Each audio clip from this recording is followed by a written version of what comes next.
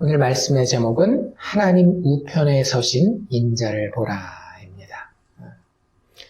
우리 지난주까지 해서 스데반이라고 하는 초대교회의 집사님이 재판정에 서서 설교하는 그런 이야기를 보았습니다. 10장 1절부터 53절까지 꽤나 긴 그런 설교에 대한 기록이었는데요.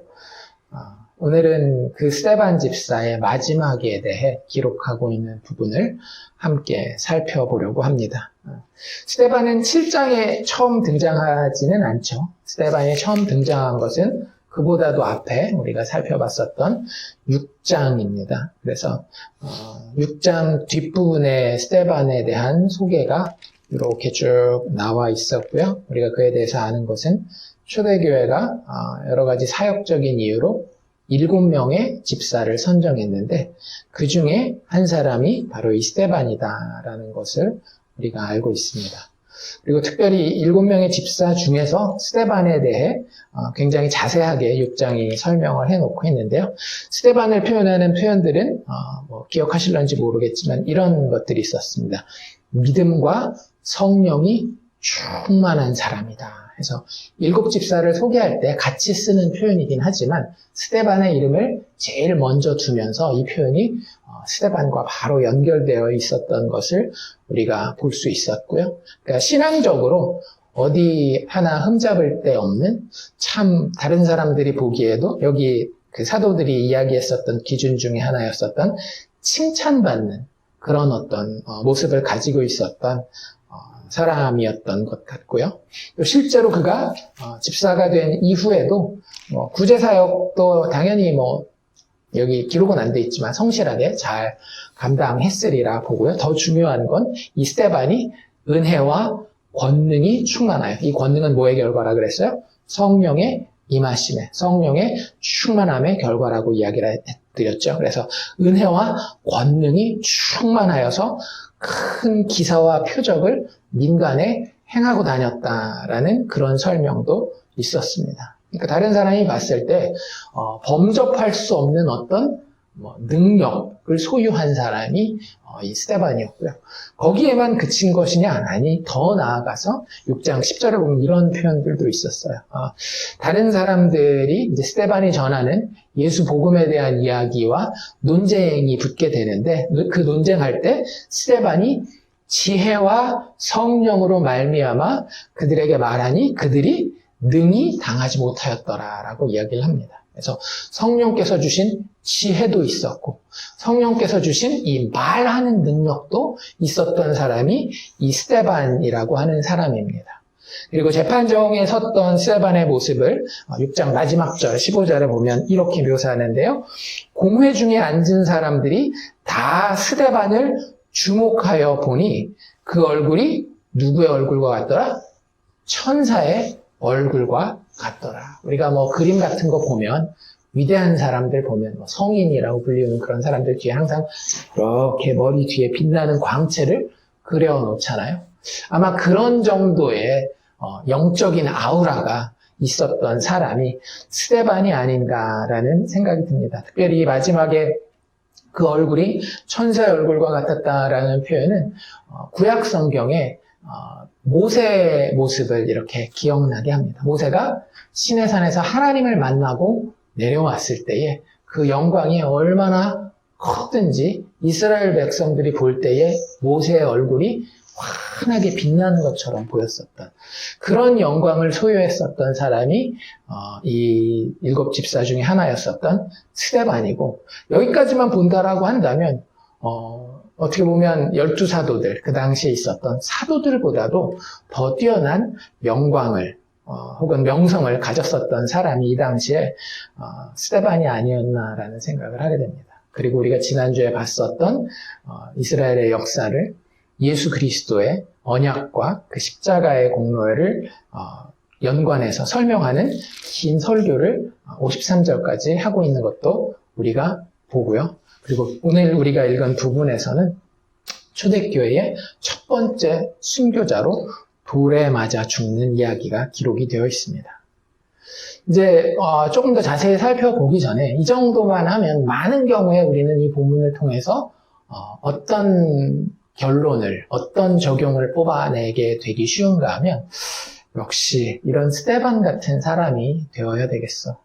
하나님이 우리에게 이런 사람이 되기를 원하시지 않을까. 물론 하나님 우리에게 이런 사람이 되기를 원하시지 않는다라는 이야기를 하는 건 아니지만 그런 방향으로 인간의 위대함이나 결연함을 주된 어떤 초점의 중심에 가져다 놓고 집중하는 경향을 보이기가 쉬운 것이 사실입니다.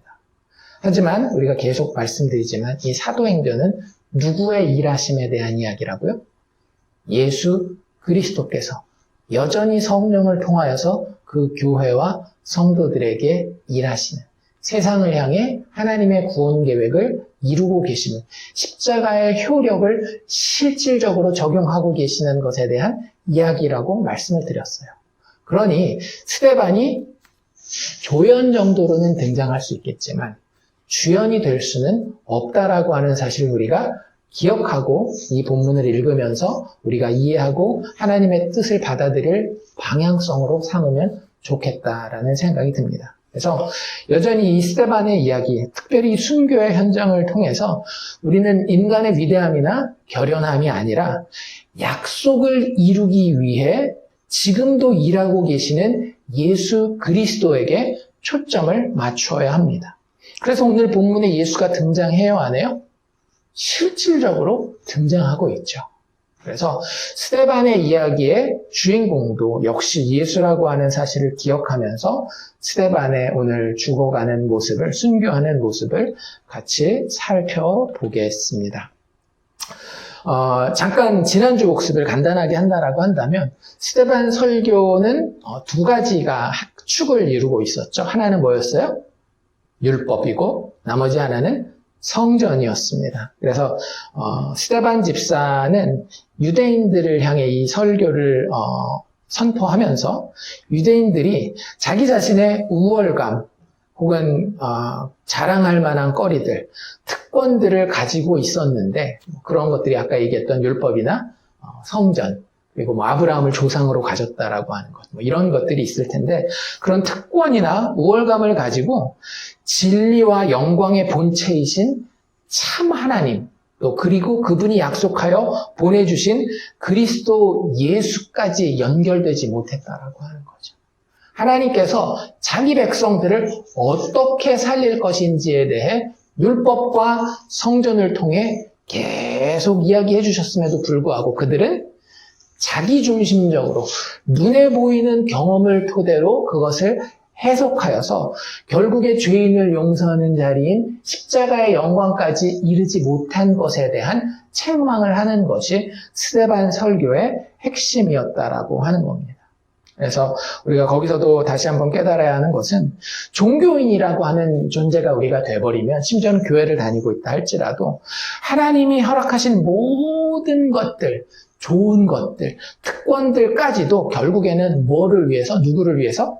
자기 자신을 치장하는 데에 사용할 수밖에 없다라고 하는 사실을 기억하고 우리 스스로도 이 스데반의 설교를 통해서 경계해야 할 줄로 믿습니다. 그래서 그 설교를 들은 그 당시에 청중들이었었던 유대인들, 특별히 이 현장은 아마 유대인들의 그 사법, 입법 기관이라고 불렸었던 산헤드린이라고 하는 그런 모임이었을 텐데요.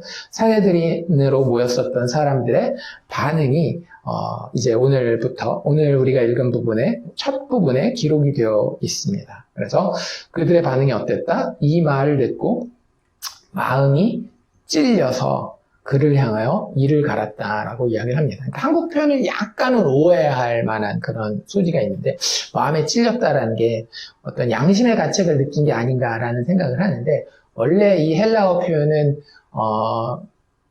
영어로는 그 속살이라고 하는 표현이 있거든요. 그래서 속살까지 뚫고 들어갈 정도로 이렇게 그 상처를 내다 이런 뜻이에요. 마음에 상처를 입었다라는 그런 표현으로 이해를 하시면 됩니다. 그러니까 마음이 굉장히 상했다라는 거예요.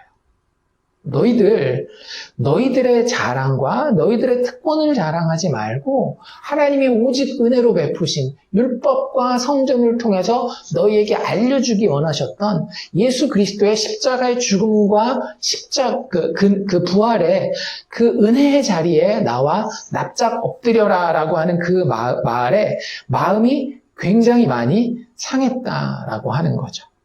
그래서 여기서 우리가 볼 수 있는 것은 무엇인가 하면 우리가 인생을 살아가다 보면 일부러 다른 사람이랑 싸울 필요는 없어요.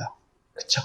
근데 그렇다고 우리가 정말 가지고 있는 것을 감추거나 소극적으로 아닌 것처럼 저기에 치워놓을 필요는 없다라고 하는 겁니다. 우리가 성령의 사람으로서 이 세상을 살아가다 보면 성령 충만한 자를 향하여 세상과 종교인들이 보이는 반응이 있는데요. 그 반응은 무엇인가 하면 바로 충돌이라고 하는 거예요. 아까도 말씀드린 것처럼 일부러 어떤 나의 교만함을 드러내기 위해서 그 사람들을 자극하기 위해서 우리가 말을 밉게 한다든지 그럴 필요는 없지만 우리가 가지고 있는 진리에 대한 내용, 그 사람들 이야기대로라고 한다면 삶을 바라보는 가치관, 인생관, 세계관에 대해서 숨길 필요는 없다라고 하는 거죠. 그리고 성경은 그것에 대해서 항상 무엇이라고 이야기를 하고 있는가 하면 세상에서 성령이 충만한 자는 자주 성령을 거스리는 자와 충돌하게 돼 있고 많은 경우에는 누가 이긴다? 성령을 거스르는 자가 성령 충만한 자를 죽인다라고 하는 것이 성경에 나와 있는 예언과도 같은 말씀이에요. 참 쉽지 않죠. 세상은 둘 중에 하나예요. 어떻게 해야 돼요? 그냥 깨갱하고 가만히 있고 지거나 아니면 막 내 목소리를 높여서 그 사람을 압도하고 제압하거나 아무 말 안 하고 지거나 목소리 크게 내서 이기거나 둘 중에 하나가 세상이 취하는 방법입니다. 그런데 성경은 우리에게 성령 충만한 우리에게 증인되는 그 모양이 어떨 것인지를 되게 분명하게 이야기하고 있어요. 뭐라고요? 일단 우리의 목소리는 내는 거예요. 아까도 얘기한 것처럼 일부러 사람을 자극하거나 나의 자만함을 만족시키기 위해서가 아니라 그냥 이게 내가 진짜 믿고 있는 진리예요. 이게 내 마음속에 가득 있어요. 없으면 그거 가지고 꾸밀 필요도 없습니다. 근데 정말로 내가 말씀 보고 기도하는 가운데 성령 충만함을 통하여서 예수 그리스도의 십자가의 죽음과 부활이 늘 내 마음 가운데 가득하여서 그것이 나의 어머니 되매, 그것이 나의 직장인 되매, 그것이 나의 친구 되매 그 길을 인도해주는 그런 방법들이 있다라고 한다면 그걸 굳이 숨기거나 미니마이즈, 최소화할 필요가 없다라고 하는 거죠. 그냥 나는 나인 채로 자연스러운, 그러니까 세상 사람들이 어디서 비슷한 것들은 많이 배워오는 거예요. 네가 되어라, 너의 진짜 모습이 되어라 라고 얘기하면서 네 안에 있는 속모습을 다 보여라 라고 얘기를 하는데 우리 안에는 좋은 것이 없기 때문에 그걸 그냥 방법론으로만 사용한다라면 별 도움이 안 되겠지만 영적으로 우리가 정말로 예수 안에 깊이 젖어 있어서 성령 충만한 상태라고 한다면 정말로 그런 나의 모습이 자연스럽게 드러나는 것은 성경이 우리에게 가르쳐주고 있는 성령 충만한 자의 모습이라고 하는 거죠. 그런데 그 가운데 충돌이 일어나면 세상은 어떻게 해야 된다라고요? 목소리를 내면 일단 이겨야 된다라고 얘기를 했잖아요. 세상적으로 그놈이 나를 때려서 죽이든지 아니면 내가 그놈을 때려서 죽이든지 둘 중에 하나인데 우리는 그게 아니라 때리면 때리는 대로 맞아 죽는 것이 예수 그리스도의 증인되는 모습이라고. 그러니까 일부러 막 나도 순교해야지 이럴 필요 없어요. 일부러 나는 이런 모습 때문에 손해보는 걸 보여줘야지. 아니 그것 자체가 부자연스러운 거예요. 그런데 싸울 때에 억울하죠. 왜냐하면 나는 내가 믿는 내용을 아니까. 이 나의 믿음의 끝이 어딘 줄 알고 나의 믿음의 보증 되신 그분이 어떤 분인지 알기 때문에 이런 충돌이 있을 때 상당히 억울하고 답답한 그런 마음이 있습니다. 그런데 하나님께서는 그것 넘어 모든 것들을 내가 완성할 테니 너는 그냥 증인되는 것으로 만족하라는 거예요. 네가 승리해서 개선장군이 되어 왕좌에 앉으려고 하지 말고 그건 예수께서 다시 오셔서 분명히 성취하실 거니까 너희는 그 왕의 이야기를, 그 왕의 영광을, 그 왕의 자비와 은혜와 사랑을 그냥 이야기하는 증인이 되라고 하는 거죠. 우리는 자꾸 베드로의 감옥 탈출처럼 우리 기준에서의 베드로가 감옥 탈출했었던 이야기 나왔고 앞으로도 또 나올 거거든요. 우리 기준의 구출과 회복을 내가 예수 믿기 때문에 반드시 경험해야 된다라고 하는 그 강박관념이라고 해야 될까요? 어떻게 보면 이것도 근데 누구 중심적인 이야기예요? 나 중심적으로 내가 편하고자 하는 거잖아요. 육체적인 고통 가능하면 안 느끼고 세상적인 손가락질 가능하면 피하려고 하는 내 기준에서의 구출과 회복에 대해서 기대하지만 하나님이 따로 그것들을 경험하게 하실 때도 있어요. 하지만 많은 경우에는 하나님이 하나님의 증인들로 하여금 박해와 고난과 핍박과 심지어는 순교까지도 경험하게 하신다라고 하는 사실을 우리는 기억하고 있어야 합니다. 그래서 우리는 그것에 대해서 대비하려고 준비해야 할까요? 아니에요. 우리는 그걸 추구하는 사람들이 절대 아닙니다. 초대교회 로마의 박해가 이렇게 심해지면서 이런 트렌드도 일부 그리스도인들에게 있었어요. 순교하는 것이 너무 멋있어 보이니까 나도 순교할 것이다 해서 일부러 순교하는 그런 그 환경을 만들고 실제 순교하는. 근데 그런 것들에 대해서 하나님이 너는 그랬으니까 지옥 가 그러지는 않으시겠지만 하나님이 우리에게 진짜 원하시는 건 뭘까요? 잘 먹는 걸까요? 배고픈 걸까요? 하나님 진짜 궁극적으로 원하시는 거, 그 과정에서는 어떨지 모르겠지만 진짜 우리가 원래 원하는 거 있잖아요. 육체적으로 원하는 그런 모습들, 잘 되는 모습들. 잘 먹고 건강하고 풍요롭고 넓고 여유 있는 것을 즐기고 이런 것들 사실 하나님 우리에게 원하시는 것들이 맞아요. 그걸 굳이 내려놓고 내가 하나님을 향한 나의 충성을 증명하리라 할 필요는 없다라고 하는 거죠. 그런데 그게 궁극적인 그림이긴 하지만 우리가 정말로 성령 충만한 가운데 이 세상을 살아가다 보면 세상은 성령을 거스르는 흐름 가운데 있기 때문에 충돌은 발생할 수밖에 없고 그 가운데 하나님이 우리에게 원하시는 모습은 여전히 신실한 증인으로 예수에 대해 이야기하며 그들이 우리에게 던지는 핍박과 박해에 대해서는 감내하고 감수하고 그 가운데 더 그리스도를 바라보며 하늘을 향한 소망을 가지기 원한다라고 하는 것을 우리가 깨달아야 할 것입니다. 다시 한번 말씀드리지만 중요한 것은 여전히 하늘에 계시는 예수 그리스도를 바라보느냐라고 하는 거예요. 그래서 55절에 성령이 충만한 스데반이 제일 먼저 한 행동이 뭐였어요? 하늘을 우러러보잖아요. 하늘을. 그래서 우리가 믿음의 사람으로서 살아간다라고 할 때 진짜 이 그림 되게 뭐라 그래야 될까 재밌는 그림인 것 같아요. 제가 생각해봤더니. 우리가 요즘에 제일 많이 우리의 시선을 두고 바라보는 게 뭐예요? 핸드폰이죠. 핸드폰 어떻게 봐요?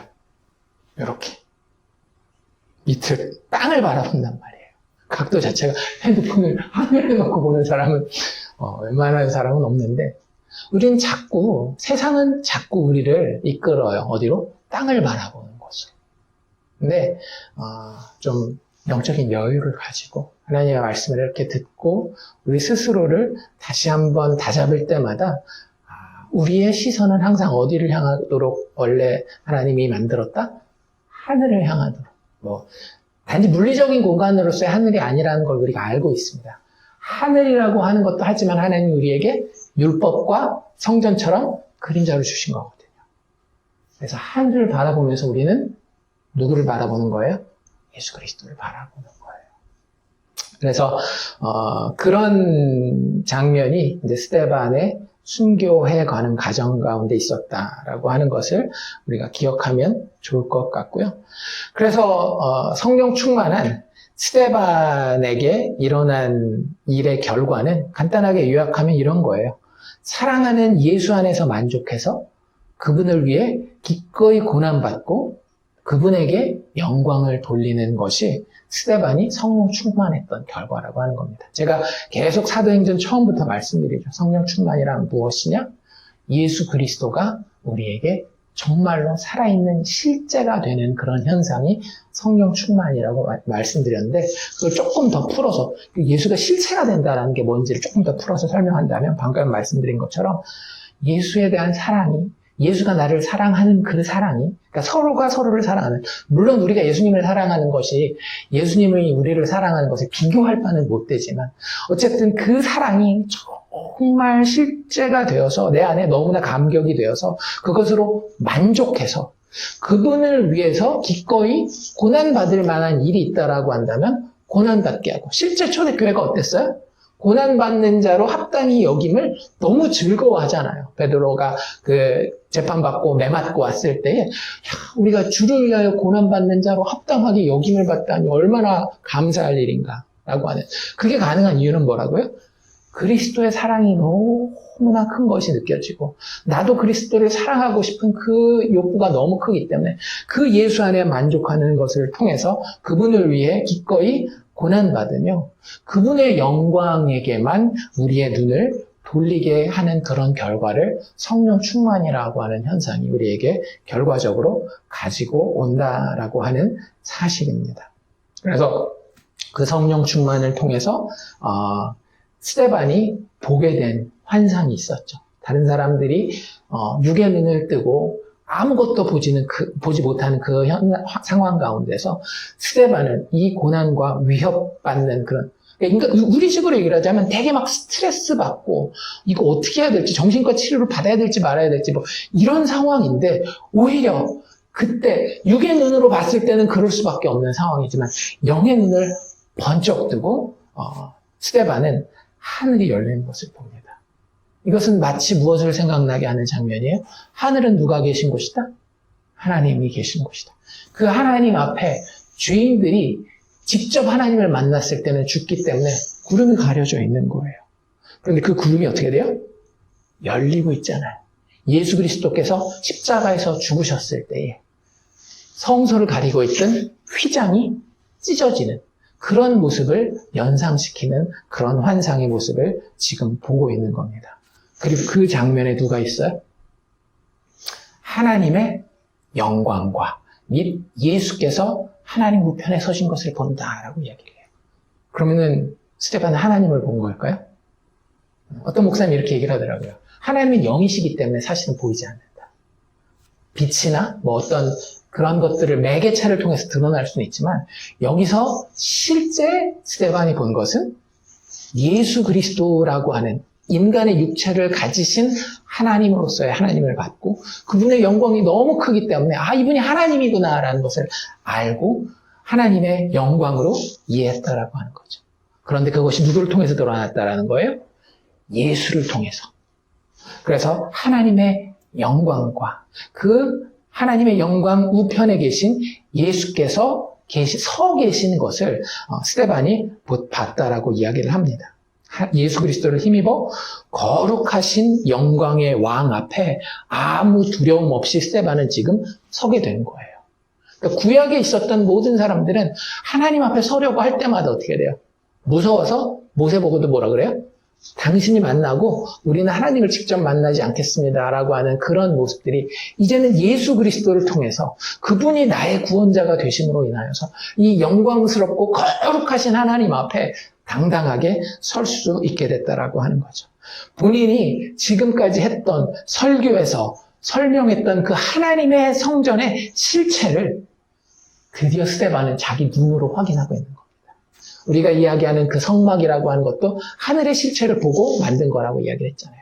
그런데 그 실체를 모세만 본 게 아니라 누구도 본 거예요? 드디어 스데반도 본 겁니다. 그리고 그 안에 예수께서 하나님의 영광과 함께 계시는 그 하나님의 보좌 우편에 계시는 것을 스데반은 바라보고 있는 겁니다. 하늘이 열리고 인자가 하나님 우편에 서신 것을 보라. 사실 이 표현은 구약의 두 가지 표현을 함께 담고 있는 건데요. 하나는 다니엘서 7장에 나와 있는 인자에 관련된 표현이죠. 제가 읽어드리겠습니다. 내가 또 밤 환상 중에 보니 인자 같은 이가 하늘 구름을 타고 와서 옛적부터 항상 계신 이에게 나아가 그의 앞으로 인도되매 라고 해서 하나님께서 이 땅의 통치자로 모든 권세를 주실 하나님의 대리자에 대한 이야기를 하면서 구름을 타고 오는 인자 같은 모습, 사람의 아들 같은 모습을 그리고 있습니다. 그리고 시편 110편, 우리 시편 공부할 때 공부했던 거 기억나세요? 가장 메시아닉 썸, 가장 메시아적인 시편에 가깝다라고 얘기했었던, 이건 도저히 다윗이 자기를 가리킬 수 없는 시편이라고 얘기했던 그 시편 110편에도 뭐라고 되어 있는가 하면 여호와께서 내 주에게 말씀하시기를 내가 네 원수들로 네 발판이 되게 하기까지 너는 내 오른쪽에 앉아있으라, 이런 이야기를 하잖아요. 그래서 인자 같은 이가 구름을 배경으로 해서 하나님의 우편에 있는 그 모습이 구약에 계속해서 반복되어져서 약속되었던 하나님이 직접 보내실 왕, 다윗의 후손 그리스도에 대한 예언이었는데 그것이 이제 성취되어 있는 것을 스데반은 눈으로 보고 있는 거예요. 예수가 하나님의 그리스도다라고 하는 것. 그리고 그것을 사람들 앞에 정말로 감추지 않고 증언하고 있는 그 증인의 역할을 스데반은 지금 감당하고 있는 겁니다. 자기가 봤으니 이야기할 수밖에요.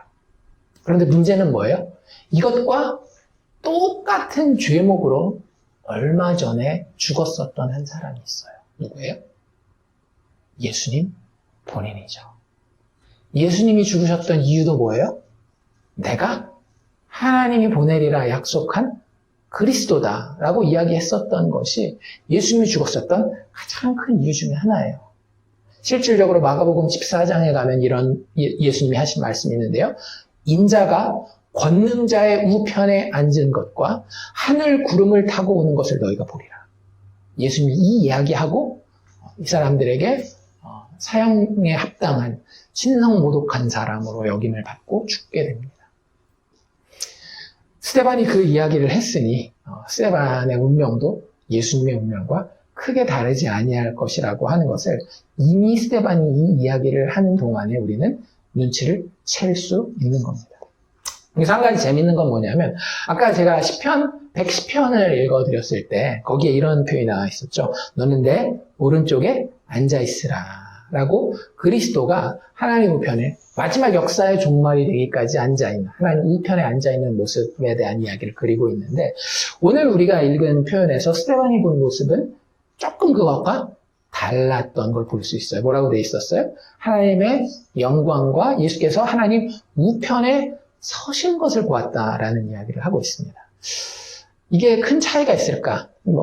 몇몇 성경학자들은 하나님 우편에 계시는 것에 대한 표현을 어떤 때는 앉아있다, 어떤 때는 서있다라는 표현을 쓸 뿐이지 그렇게 큰 의미를 우리가 가지지는 않아도 된다라는 그런 성경학자들도 있지만 오히려 더 많은 다수의 학자들은 서 있는 예수의 모습, 특별히 이 스데반의 순교의 현장 가운데 서 있는 예수의 모습은 조금은 다른 의미가 있지 않겠느냐.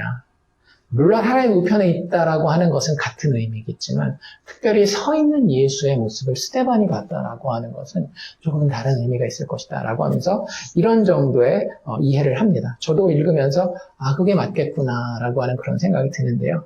스데반은 이제 어디로 가는 거예요? 자기 집으로 돌아가는 겁니다. 집으로 돌아가는 이야기 중에 가장 유명한 이야기가 뭐죠?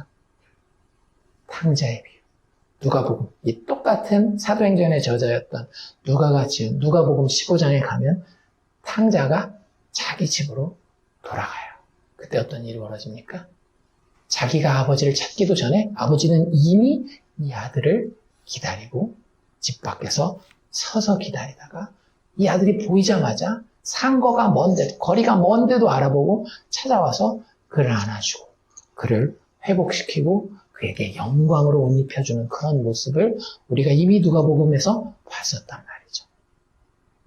그 모습이 여기 지금 서 계시는 예수님의 모습이 아니겠느냐라는 이야기를 많이 합니다. 근데 진짜 맞는 모습인 것 같아요. 스데반이 지금까지 인생을 살면서 좋은 날도 있었고 어려운 날도 있었겠지만 그래도 지금 이런 상황을 맞이하다 보면 참 인생이 쉽지 않구나 이런 생각했을 거 아니에요. 그런데 이 스데반을 하나님 기다리고 계셨다.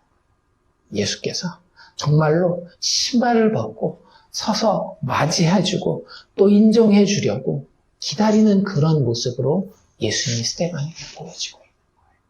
스데반이 그분을 향해서 달려가기만 하면 예수님은 그를 꼭 안아주고 힘들었지. 근데 내가 약속한 대로 이룬다고 했어 안 했어? 와, 네가 지금 나와 내 아버지의 영광에 동참하지 않니?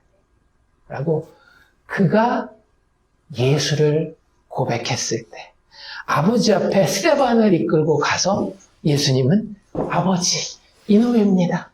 이놈이 바로 나를 통해서 하나님의 의를 옷 입게 된 스데반입니다. 라고 이야기하는 그 그림인 거예요.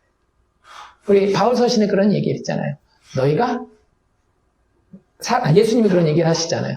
사람들 앞에서 나를 시인하면 나도 아버지 앞에서 너희를 시인하리라. 그 그림이 이제 곧 그려질 그런 것을 스데반은 인생의 마지막 부분에서 보고 있다라고 하는 거죠.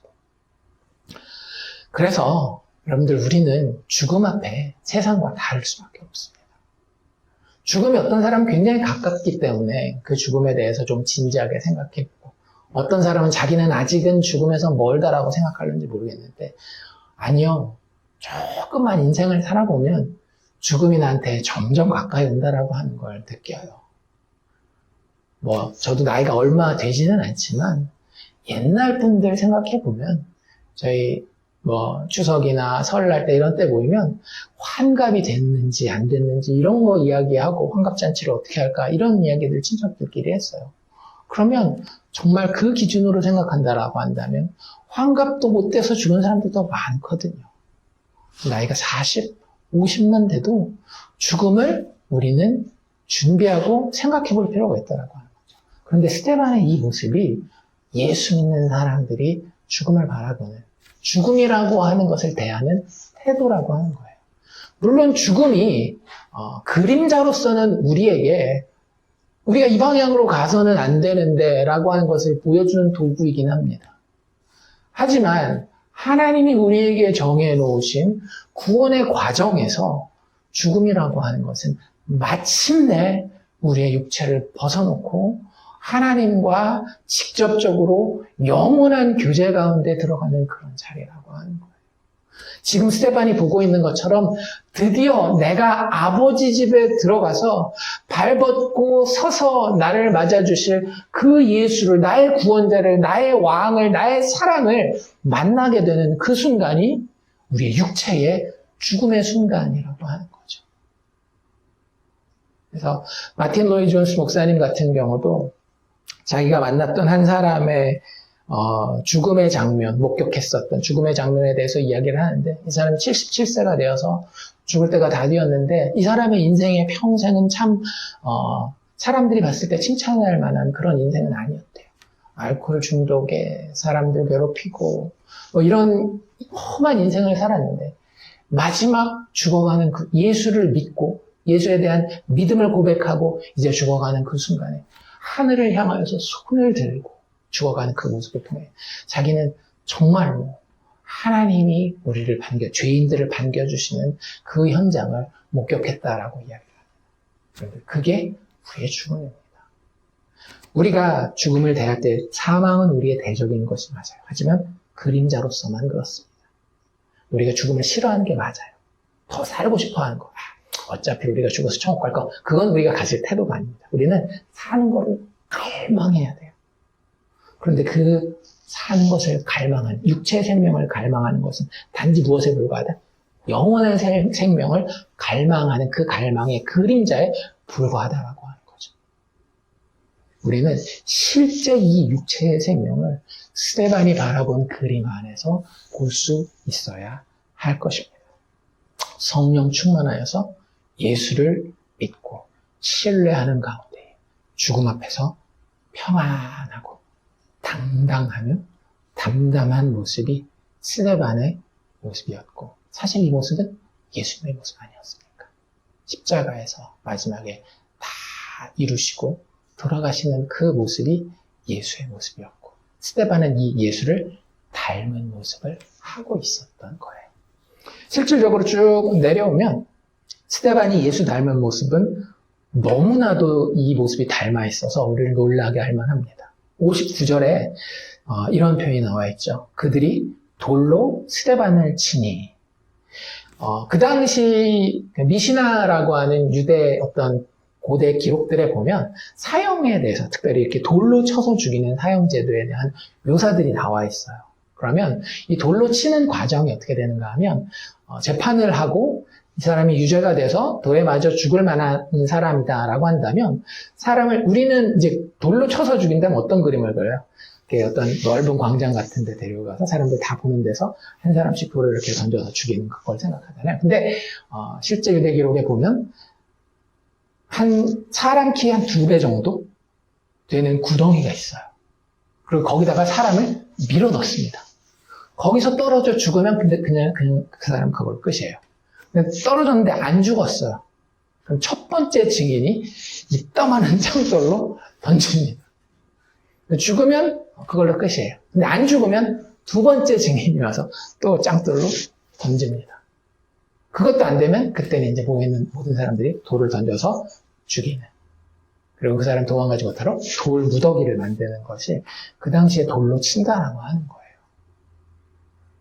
그러니까 참 초대교회 교인들이 당했던 그런 위협이라고 하는 것은 사실 우리 현대인들은 그림을 그리기도 쉽지 않은 그런 모습들이 많이 있는 것 같아요.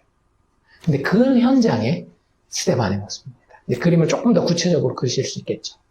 그 현장에서 스데반을 돌로 쳤는데 스데반이 부르짖어 이르되 주 예수여 내 영혼을 받으시옵소서 라고 이야기를 합니다. 우리 이거 어디서 많이 들어봤어요? 예수님이 십자가에서 못 박혀 돌아가실 때에 누가복음에 했었던 말씀. 그러니까 누가가 그 사실을 되게 잘 알고 여기 지금 사도행전에 연결하고 있는 것 같아요. 십자가에서 여러 가지 말들이 있었지만 그 중에 예수님 뭐라고 이야기한 것이 누가복음에 기록되어 있는가 하면 23장 46절 누가복음에 가면 아버지 내 영혼을 아버지 손에 부탁하나이다. 그러니까 인생을 바라보는 관점이 완전히 다르죠. 우리에겐 무엇이 있다? 영혼이 있다. 그리고 그 영혼의 책임자는, 그 영혼의 생명을 불어넣는 자는 누구다? 하나님이시다. 그래서 예수님도 뭐라고 얘기를 하셔요? 너희들의 육체를 죽일 수 있는 사람 두려워하지 말고 너희와 육체와 함께 영혼을 영원한 불 가운데에 던질 수 있는 그분을 두려워하라고 얘기를 하잖아요. 그분의 주권을 인정하는데 우리는 그분 앞에 이제 어떻게 서요? 의인으로 서잖아요. 왜? 예수 그리스도의 대속의 죽음 때문에. 그분의 십자가의 보혈 때문에 우리는 그 앞에 이제는 당당하게 서서 내 영혼을 그분께 맡겨드릴 수 있는 거예요. 그 예수님의 모습이, 물론 예수님 죄인이 아니시기 때문에 그 죄에 대한 그런 것들을 감당할 필요는 없지만 그 영혼에 대한 주인을 하나님으로 인정해 놓고 있는 그 모습을 스데반이 그대로 담고 있는 겁니다. 그런데 하나님 대신 스데반은 누구를 불러요? 아버지 대신 주 예수요. 그러니까 예수님의 하나님 되심을 너무 분명하게, 그리고 굳이 말을 한다라고 한다면 삼위일체 하나님 중에서도 예수 그리스도가 도드라지게 강조되고 있는 것이 초대교회의 신앙의 내용이었다라고 하는 사실을 우리가 여기서 볼 수 있는 거예요. 그래서 주 예수요, 하나님이시요, 하나님 아버지시요 같은 얘기죠. 물론 삼위일체에서 아들과 아버지가 다른 인격이시긴 하지만 어쨌든 그 하나님께 내 영혼을 받아주십시오 라고 기도하고 있는 모습, 진짜 예수 닮은 모습이죠. 그리고 한마디 더 보탭니다. 뒤에 보면 60절에 그 돌로 맞아서 죽어가는 그 과정에서 무릎을 꿇고 크게 불러 이르되, 뭐라고 이야기하고 있어요? 주여, 이 죄를 그들에게 돌리지 마옵소서. 역시 누가복음 23장에 가면 예수님이 하신 비슷한 말씀이 나와 있죠. 34절인데요. 아버지, 저들을 사하여 주옵소서. 자기들이 하는 것을 알지 못함이니이다. 여기서 퀴즈 하나 들어옵니다. 스데반은 십자가 현장에 있다가 예수님이 하시는 이 두 마디의 말이 너무나 멋있어서 내가 혹시 순교할 때가 되면 이 말 두 마디 하고 죽어야 되겠다라고 연습하고 다짐했을까요? 안 했을까요? 스데반이 그 자리에 있었는지 없었는지도 모르고 아마 이 말을 들어서 외우려고는 더더욱 하지 않았을 겁니다. 근데 우리는 자꾸 어떻게 생각해요? 우리도 이렇게 순교하리라. 이거 보고 기억하고 연습하려고 생각한단 말이에요. 나에게 혹시라도 그런 기회가 온다면 이 이야기를 읽으면서 우리 그렇게 받아들인단 말이죠. 근데 그런 거 아니에요. 그냥 스데반은 성령 충만했었던 사람이고 성령 충만하다 보니 누구를 닮을 수밖에 없는 거죠. 예수를 닮을 수밖에 없는 겁니다. 우리 아까 맨 처음에 저희가 지정해 놓은 방향이 있었잖아요. 그 방향이 뭐였어요? 사도행전은 무엇에 대한 이야기다? 약속을 이루기 위해 여전히 일하고 계시는 예수에 대한 이야기다. 예수님이 인자라고 불리잖아요. 그쵸? 왜 인자라고 불리느냐? 뭐 여러 가지 이유들이 있어요. 근데 조직신학적인 측면에서 예수님이 인자라고 불리는 이유를 한 가지 이야기한다라고 하면 말 그대로 사람의 아들이라는 거예요. 인간이라는 거죠.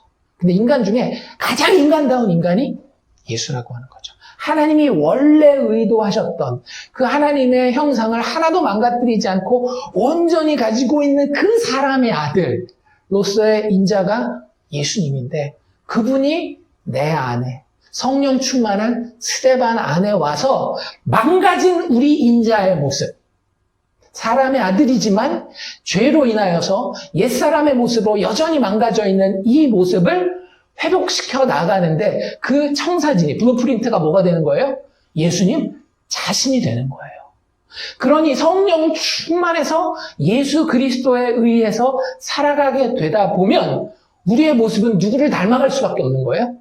예수를 닮아갈 수밖에 없는 거예요. 심지어는 배우지 않아도 우리의 기도의 내용마저도 예수님의 기도의 내용과 비슷해져 간다고 하는 거죠. 그래서 참 재밌는 건 뭐냐면 사실 성경에 나와 있는 모든 설교는 명설교 아닙니까? 그렇죠? 하나님의 진리를 그대로 받아서 그대로 전달했으니까 명설교들이에요. 근데 이런 명설교들을 사도들은 뭐 여기 나와 있는 스데반 집사 같은 경우는 몇 시까지 준비했을까요? 새벽 1시? 2시? 전혀 준비한 흔적이 안 보여요. 그럼 이 사람들의 설교 준비에 너무 참 불성실했었던 것 아닙니까? 그래서 제가 반성을 좀 했어요. 어제 그 주아 얘기를 들으면서 주아가 옛날에 했었던 하나님이 불을 끄시면 불을 끄고 하나님이 불을 켜시면 불을 켜는 것이 설교자 뿐만 아니라 우리 증인되는 사람들에게 하나님이 불을 끄면 이제 설교 준비 그만하라는 얘기고 불을 켜시면 그때부터 눈 똑바로 뜨고 열심히 하나님에 대해서 성령 충만하고 말씀 가운데 기도생활 가운데에 충만해야 되는구나. 그런 사실을 깨달았어요. 내가 사람을 감동시켜야 하고 이런 것들이 정말로 무의식 중에 우리에게 죄인들이기 때문에 너무나 많구나. 그거 우리 남의 얘기할 때 되게 쉽게 했잖아요. 야, 니들 대학 다니면서 뭐 꼭 A만 맞아야 돼. B도 맞을 수 있고 C까지도 성실하기만 했다면 괜찮아 라고 얘기했던 것이 누구에게만은 유독 적용이 안 돼요? 나에게만은 유독 적용이 안 되는 경우들이 참 많은데 이런 것들을 보면 그리스도인의 삶은요 참 자연스러운 삶이고 그렇다고 게으르지는 않은 삶이에요. 하나님이 우리 안에 성령 충만하여 살게 되면 그냥 그 모습대로 사는 것 자체가 우리에게 되게 중요합니다. 근데 그래야 우리가 제대로 증인이 될 수가 있어요. 그리스도의 증인은 막 만들어지고 공장에서 찍어내는, 연습하고 공부해서 되는 그런 것이 아니잖아요. 그리스도의 증인은 뭐 때문에 된대요? 성령 때문에 된다 그랬잖아요. 오직 성령이 너희에게 임하시면 너희들의 삶의 자연스러운 모습이 권능 있는 모습 될 것이고, 너희들의 그 권능은 너희들의 삶뿐만 아니라 다른 사람들의 삶도 살리는 그런 권능이 될 것이다. 그리고 그 가운데 너희들 예루살렘과 온 유대와 사마리아와 땅끝과 어디가 되든지 그 자리에서 증인이 되게 너희를 만들 것이다 라고 하는 것이 예수님의 약속이었던 거예요. 그럼 그 약속은 누가 지키신다라고요? 예수님이 지키시는 거예요. 그래서 스데반의 이 모습은 우리가 뭐 때문에 놀라야 되는 거예요? 이야, 스데반 대단하다 때문에 놀라는 게 아니라 진짜 예수님이 약속하신 그대로 이렇게까지 스데반이라고 하는 한 인간이 할 수 있는 모습으로 지어놓고야 마시는구나를 보고 놀라야 되는 거예요. 무슨 얘기인지 아시겠죠? 내가 스데반 닮아야 되겠어 이게 아니라, 야, 스데반이 성령이 충만하니까 이렇게 되는구나. 예수가 그 눈앞에 보이니까 이렇게 되는구나를 봐야 된다라고 하는 거죠. 그러면 때로는 여전히 우리의 부족한 모습이 드러날 수도 있고, 어떤 때는 정말로 이게 어떻게 나한테 이런 일이 일어날 수 있지? 이 스데반 집사 같은 이런 담대함이 나한테 이런 고통과 박해를 견디는 이런 힘이 어떻게 나한테 드러날 수 있지라고 하는, 나도 놀랄 만한 권능의 일들이 일어날 수도 있다라고 하는 거죠. 모든 것은 다 누가 행하시는 거예요? 주께서 행하시는 거예요. 기도할 때도요, 마찬가지예요. 괜히 이렇게 기도하는 것이 맞는 거니까 라고 기도한다라기보다는 하나님 앞에 올바른 신학은 가지는 게 맞습니다. 하나님을 그렇게 생각해서 안 되고요. 하나님이 좋아하는 것이 무엇인지를 내가 내 감정 때문에, 나의 억울함 때문에 비비 꼬아가지고 바꿀 필요도 없어요. 하지만 하나님 앞에 나아갈 때에 내가 안 되면 안 되는 만큼 나아가기도 하는 겁니다. 스데반은 이렇게 기도했지만 한 선지자의 아들은 죽어가면서, 똑같이 죽어가면서 이렇게 기도를 해요. 요아스 왕 기억나십니까? 요아스 왕이 처음엔 잘 나가다가 되게 어릴 때 왕이 됐잖아요. 그 어릴 때 왕이 될 수 있도록 세워졌었던 사람이 누구예요? 여호야다라고 하는 대제사장이었단 말입니다. 그 사람이 내 나이 많아?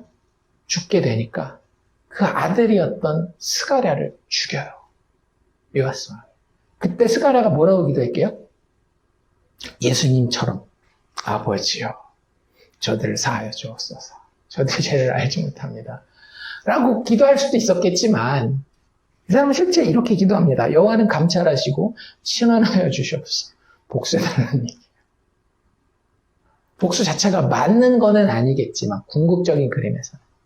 그런데 하나님이 악을 싫어하고 죄를 심판한다라고 하는 측면에서 나의 억울함이 하나님 앞에 그렇게 표현될 수도 있는 거겠죠.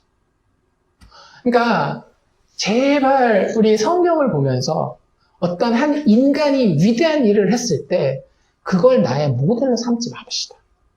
반드시 그건 뭐에 빠지게 돼 있어요? 율법주의에 빠지게 돼 있어요. 그런 모습이 나오는 걸 부정할 필요도 없고, 그러면 안 된다라고 얘기하는 것은 더더욱더 어불성설이지만, 내가 어떤 한 사람을 위인으로 잡고 모델로 잡고 그걸 쫓아가려고 하는 것은 예수 믿는 사람들이 세워야 할 목표가 아니라는 거예요. 예수 믿는 사람의 목표는 유일하게 하나입니다. 성령 충만하는 것. 그 성령 충만함을 통하여서 예수를 더 사랑하고 더 알아가고 하나님과 더 친밀하고 그 안에서 더 만족해가는 것. 그러면 내가 원래 모델로 삼았었던 그 그림은 사이드 이펙트로, 그냥 그거에 대한 부산물로 따라오는 거죠. 그런데 그 그림은 사람마다 다 달라요. 그래서 그런 것이 오늘 우리가 읽은 이 스데반의 이야기입니다. 의지력 강하고 도덕적인 스데반의 이야기가 아니라 성령으로 스데반마저도 예수 닮게 만드시는 하나님의 이야기. 그렇게 이 이야기를 이해하시면 될 것 같아요. 진짜 이렇게 보기 좋잖아요. 솔직히 말해서. 인간적으로 볼 때, 야, 이렇게 하나님 배반하지 않고, 끝까지 또 이런 사람들을 용서하고, 자꾸 우리는 근데 여기서 뭘 생각하는가 하면, 인류애적인 사람, 막 이런 거 자꾸 생각하고 거기에 덕지덕지 갖다 붙이려고 그러는데, 그런 거 다 좀 내려놓고, 성경이 진짜 이야기하려고 하는 그 예수가 정말로 아름답게, 능력 있게, 어떻게 지금도 죄인들 안에서 그들을 자격 없지만 하나님의 증인 삼으면서 하나님의 구원을 이루고 하나님의 나라를 완성해 가시는지를 우리는 발견해야 할 것입니다. 하나님은 우리를 예수 닮도록, 하나님 닮도록 만들기로 작정하셨어요. 언제부터요? 처음부터. 그래서 구약에도 신약에도 이런 표현이 나오잖아요. 레위기 11장 45절입니다. 나는 너희의 하나님이 되려고 너희를 애굽 땅에서 인도하여 낸 여호와라. 내가 거룩하니 너희도 거룩하라. 베드로전서 1장 15절 16절에도 오직 너희를 부르신 거룩한 이처럼 너희도 모든 행실에 거룩한 자가 되라. 기록되었을 때 내가 거룩하니 너희도 거룩할지어다 하셨느니라. 이게 율법이라고요? 아니라고요. 하나님의 약속이라고요. 그 약속은 누가 성취하신다라고요? 하나님이 직접 예수 그리스도 안에서 성령을 통하여 성취하실 거라는 거예요.